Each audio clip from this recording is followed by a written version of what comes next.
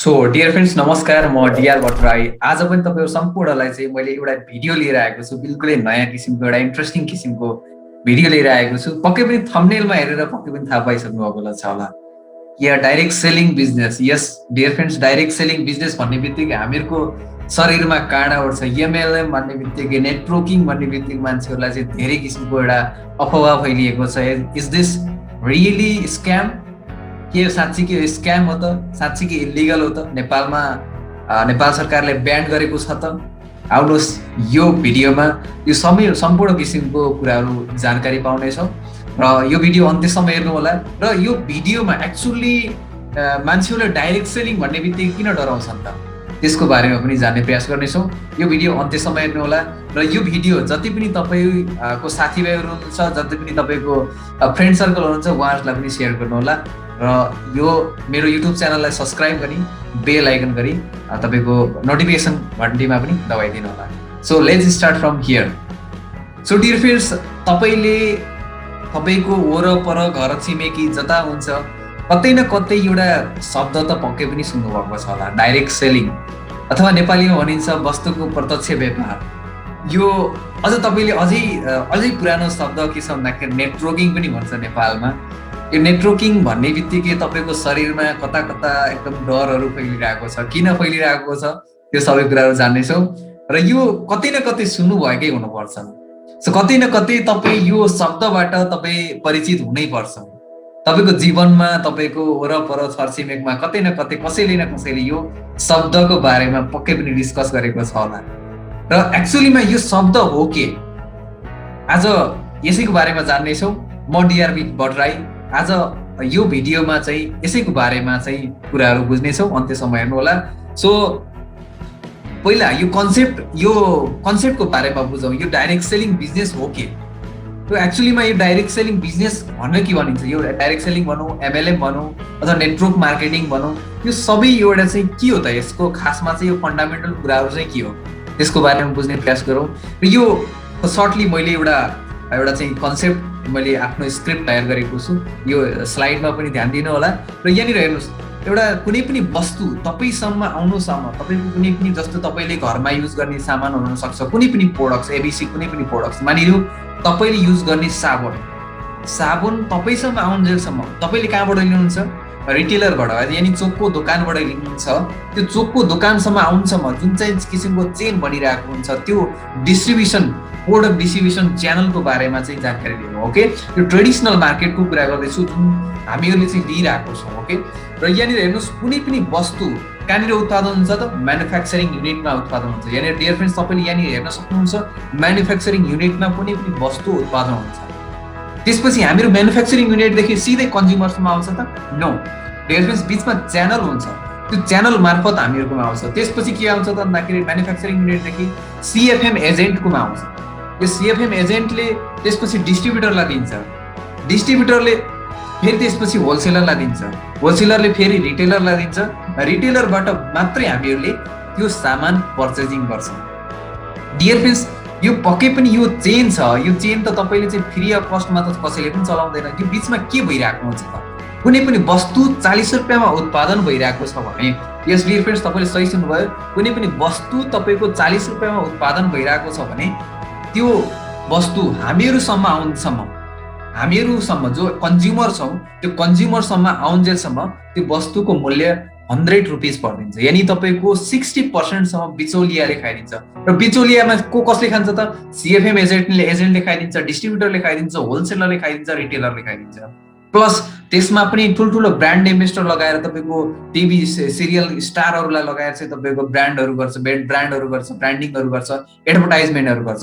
र बिचको जुन मोटो रकम छ, त्यो मोटो रकम बिचको ब्रान्डिङ गर्ने पैसा छ, त्यो सबै हामीहरूबाटै उठाइरहेको हुन्छ जो कम्पनीहरूले।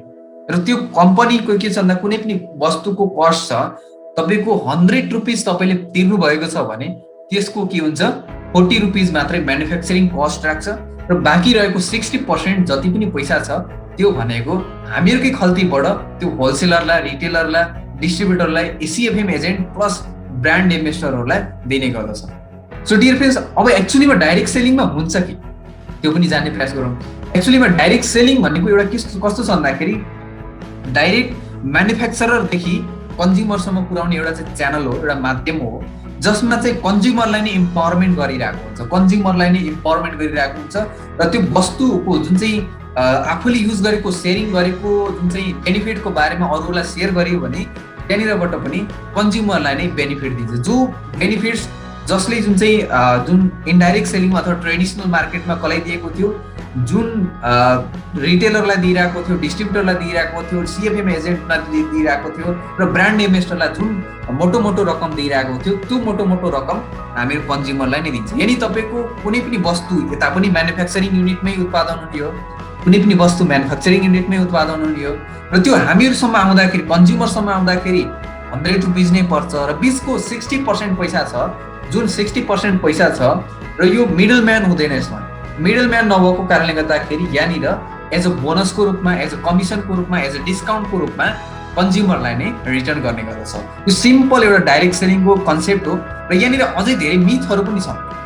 र यो मिथ के छ भन्दाखेरि डाइरेक्ट सेलिङको बारेमा मिथहरू के छ, डाइरेक्ट सेलिङ बिजनेस एक्चुअलीमा कन्ज्युमरको लागि, कन्ज्युमर इम्पावरमेन्टको लागि भइरहेको छ। तर अफसोस यहाँनिर नेपालमा धेरै नेगेटिभिटी फैलिरहेको छ। नेपालमा मात्र होइन, तपाईँको साउथ एसियामा नै धेरै नेगेटिभिटी फैलिरहेको छ। किन फैलिरहेको छ त, यो जान्ने प्रयास गरौँ।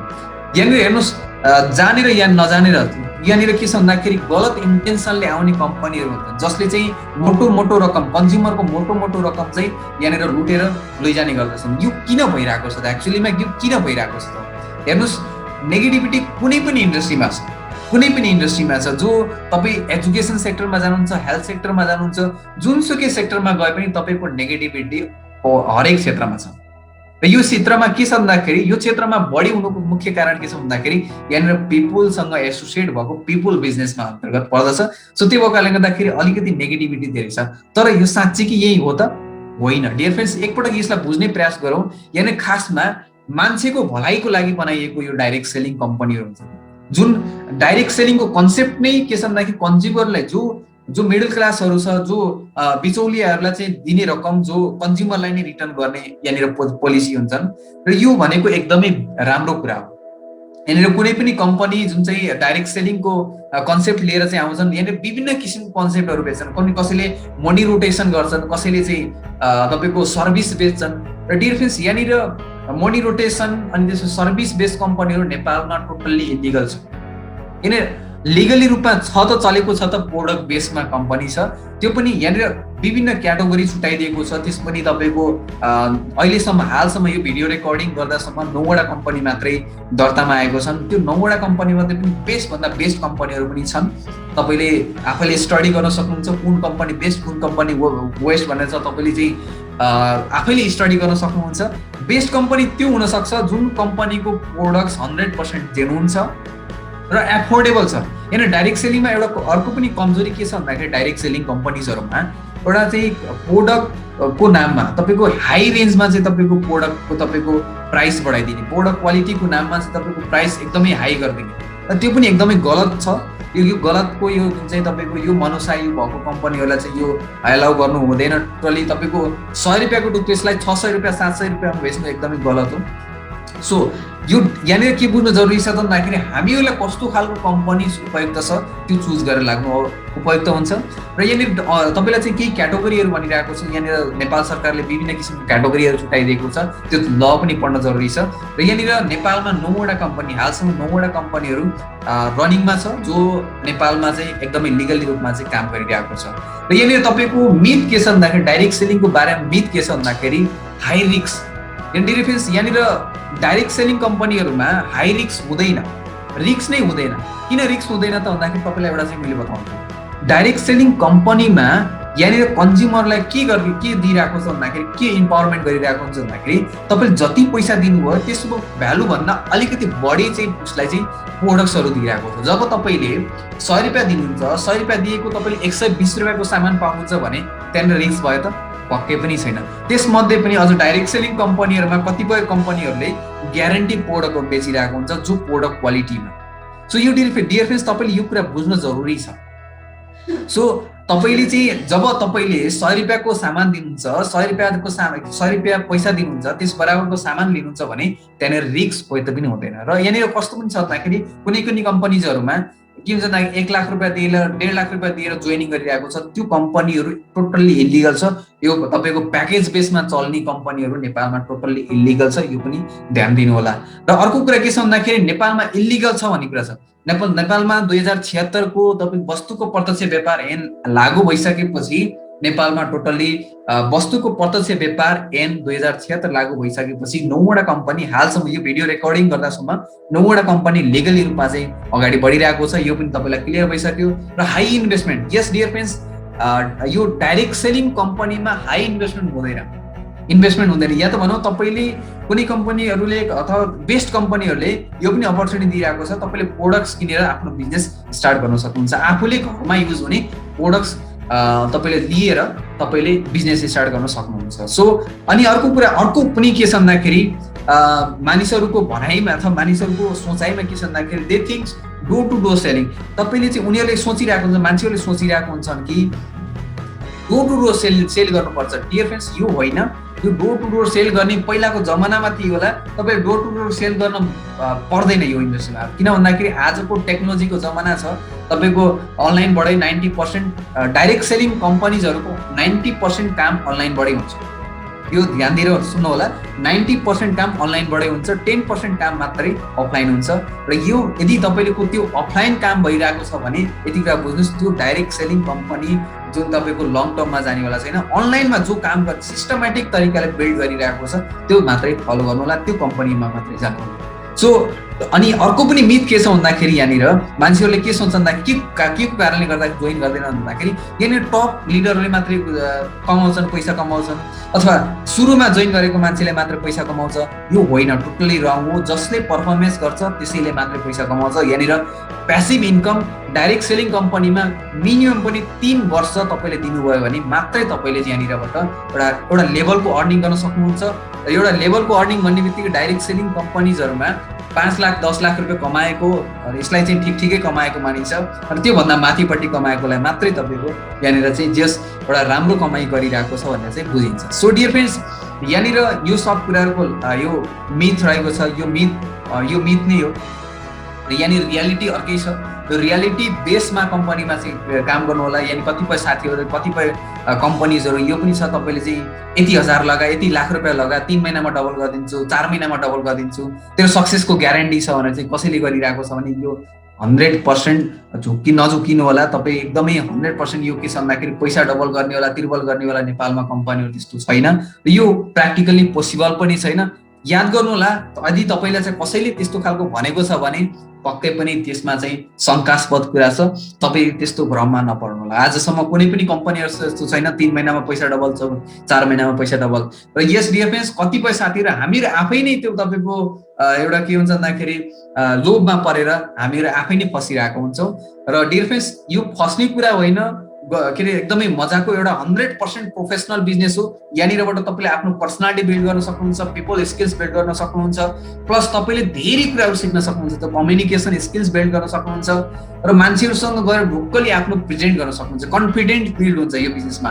र डियर फ्रेन्ड्स, तपाईँ सम्पूर्णलाई चाहिँ म के भन्छु भन्दाखेरि यदि तपाईँलाई कसैले गुड डाइरेक्ट सेलिङ कम्पनीले चाहिँ अफर गरिरहेको छ अथवा गुड डाइरेक्ट सेलिङ कम्पनीले चाहिँ अगाडि बढाइरहेको छ भने याद राख्नु होला, त्यो कम्पनीमा अगाडि बढ्नको लागि 2 कुराको आवश्यक पर्दछ।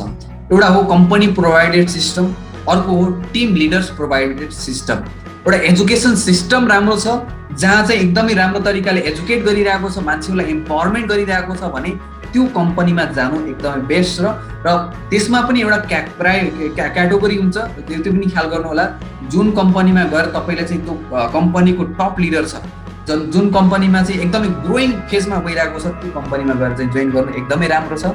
र जति पनि प्यारेन्ट्सहरूले हेरिराख्नु भएको छ, एकपटक तपाईँको छोराछोरी हुन्छ अथवा तपाईँको जति पनि आफ्नो छोराछोरी हुन्छ, एकपटक तपाईँले डाइरेक्ट सेलिङ कम्पनीहरूमा गुड लिडरसिपको साथमा लगाइदिनु भयो भने तपाईँको छोराछोरीले आगामी भविष्यमा अगाडि बढ्नको लागि चाहिँ एकदमै हेल्प हुनेछ।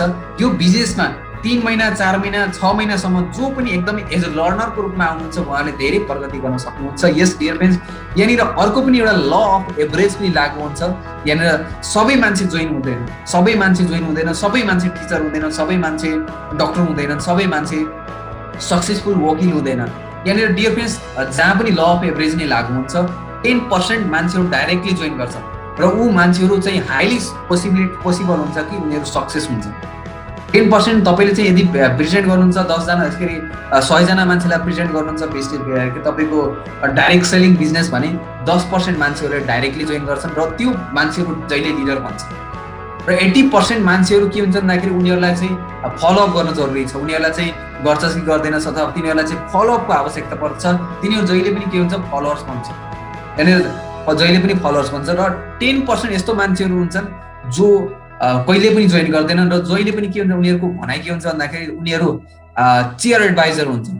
एकदम चियर एडभाइजर भनेको बुझ्नु सक्नुहुन्छ, यदि तपाईँको कम्पनीको साबुन हरियो कलरको छ भने उनीहरूको भनाइ के हुन्छ भन्दाखेरि यदि यो कलरको साबुन नभएर तपाईँको सेतो कलरको साबुन भइदिएको भए म जोइन गर्थेँ।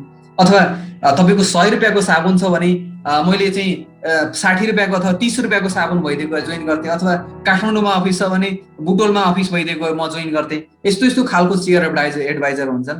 यो मान्छेहरूले कहिले पनि जोइन गर्दैनन्। र यहाँनिर याद गर्नु होला, ल अफ एभरेज जता पनि लागु हुन्छ। यदि तपाईँ साथीभाइहरूलाई चाहिँ कसैले पनि एउटा गुड कम्पनीको गुड म्यानेजमेन्ट सहितको एउटा गुड लिडरसिपको बिजनेस प्रेजेन्ट गरेको छ भने you should join direct selling business. किनभने यहाँनिर तपाईँको ग्रोथ हुन्छ, यहाँनिर तपाईँको एउटा चाहिँ स्किल्स बिल्ड हुन्छ कि तपाईँले चाहिँ जीवनमा कसरी अगाडि बढ्ने, हरेक कुराहरूको प्रब्लम सल्भिङ हुन्छ। यदि तपाईँ एन्टरप्रेन्योरसिप जर्नीमा चाहिँ अगाडि बढ्न चाहनुहुन्छ भने तपाईँलाई वेलकम छ, यो फिल्डमा वेलकम छ, आउनुहोस्। यदि मसँग पनि जोडिएर सँगै सहयात्रा गर्न चाहनुहुन्छ भने एउटा गुड लिडरसिपको साथमा, वर्ल्ड क्लास लिडरसिपको साथमा काम गर्न चाहनुहुन्छ नि मोस्ट वेलकम। तपाईँलाई स्वागत गर्न चाहन्छु। म डिआर भट्टराई र यो एउटा गुड अर्निङ एउटा चाहिँ ग्रोइङ फेजमा छु र म यो डाइरेक्ट सेलिङ इन्डस्ट्रीबाट मैले 6 फिगर अर्निङमा पनि छु। म अहिले लगभग मैले 17,000 भन्दा बढी युथहरूलाई चाहिँ मैले सक्सेसफुल्ली लिड गरिरहेको छु र म मेरो आफ्नो कम्पनीमा चाहिँ एउटा कम्पनीको टिममा चाहिँ टप अर्नरमा पर्दछु। र आउन सक्नुहुन्छ, मसँग जोडिन सक्नुहुन्छ र सँगै मिलेर सहयात्रा गरौँ। र म मेरो व्हाट्सएपको लिङ्कहरू पनि डाइरेक्ट तपाईँको डिस्क्रिप्सनमा दिएको छु, त्यहाँनिर पनि जोइन गर्न सक्नुहुन्छ। So thank you so much. आजको यो भिडियो कस्तो लाग्यो कमेन्ट गर्न नभुल्नु होला र डाइरेक्ट सेलिङ बिजनेसको बारेमा तपाईँको राय के छ कमेन्ट सेक्सनमा राख्नु होला र तपाईँलाई कन्फ्युजन लागेको कुरा के छ कमेन्ट सेक्सनमा पनि लेख्न सक्नुहुन्छ। अर्को भिडियोमा चाहिँ मैले तपाईँको कमेन्टको रिप्लाई पनि गर्नेछु। Thank you so much. God bless you all.